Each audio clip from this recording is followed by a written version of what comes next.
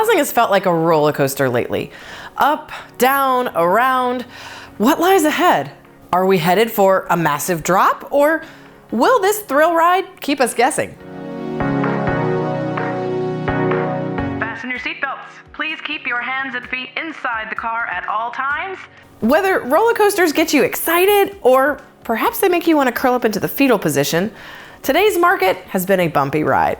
Let's start with a national overview and compare it to 2008, the Great Recession that's still in the forefront of many of our minds.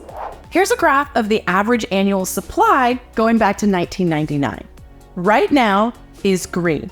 And you can see recently the housing supply has grown, but the red bar is 2008. So while you can see that the national supply has gone up, we're still only at about a third of what we had in 2008. This is super important to pay attention to because what it shows is that for inventory to flip, there would have to be something extraordinary that would happen to get us back to the Great Recession levels. So what about new construction? Are builders going to overbuild again? Here's a chart that goes all the way back 52 years. The big red section shows 14 years of underbuilding, and that's been a huge contributor into our supply issue.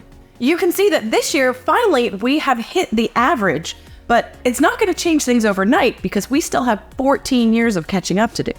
During the pandemic, there was a moratorium on closings, which you can see in this graph here. Now that that moratorium is lifted, many headlines have been spouting out about the wave of foreclosures or the fact that foreclosures have doubled.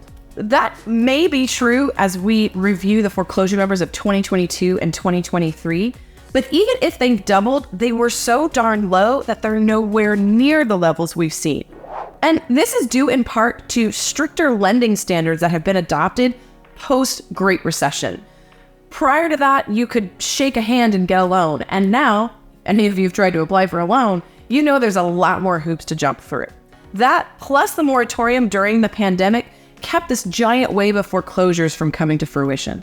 And what it did is it provided options for people. And according to the Mortgage Bankers Association, 4 out of 5 people who were in forbearance have either paid in full or they've worked out a payment plan to avoid foreclosure.